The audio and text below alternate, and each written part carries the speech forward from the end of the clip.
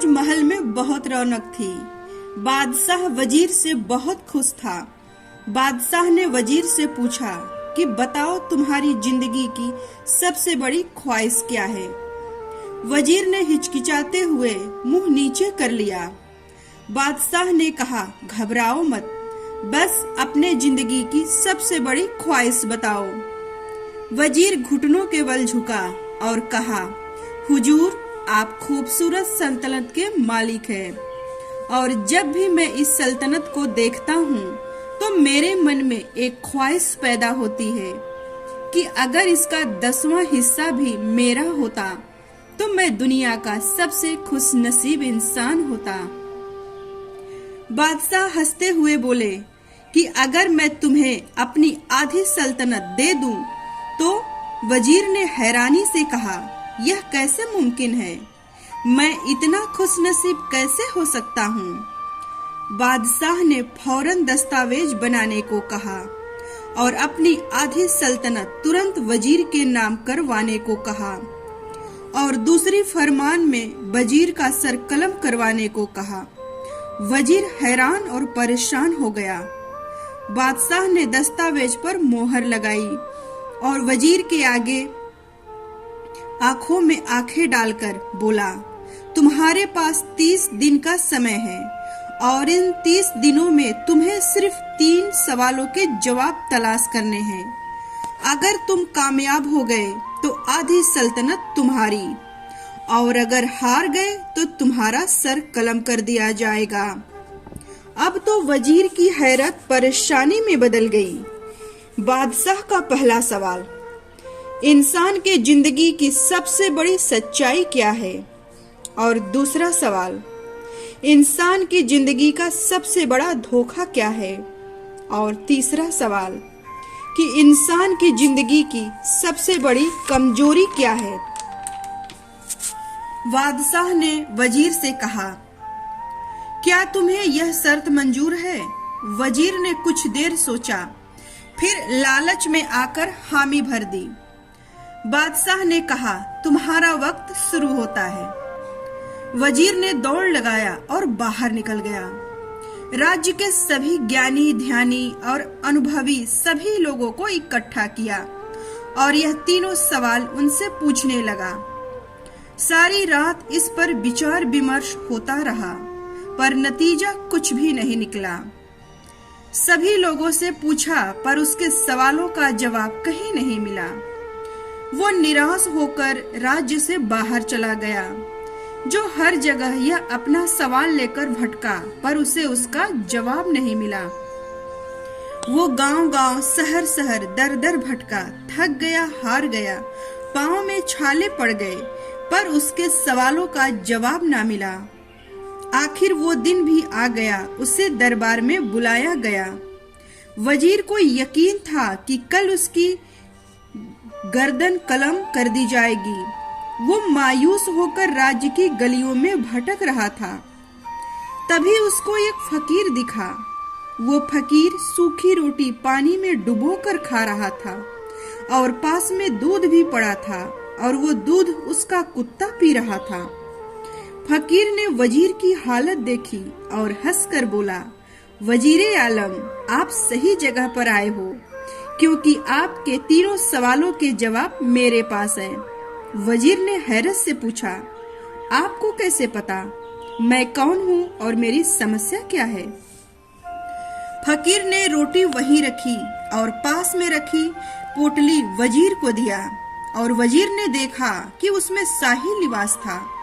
फकीर ने कहा, मैं भी कभी वजीर था और इसी तरह बादशाह मुझसे खुश था।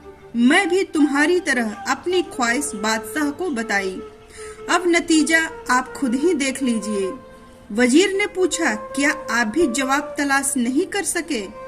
फकीर ने हंसते हुए कहा, मैंने तो सारे सवाल ढूंढ लिए और जवाब भी बादशाह को बता दिए और आधी सल्तनत भी मिल गई थी, पर मैंने सल्तनत का कागज फाड़ा और मैं और मेरा कुत्ता आज यहाँ कुटिया में बड़े आराम से जीवन यापन कर रहे हैं। वजीर की हैरत और बढ़ गई, पर यह सब पूछने का उसके पास वक्त नहीं था। उस फकीर से कहा कि मेरे सवालों के जवाब दे दो।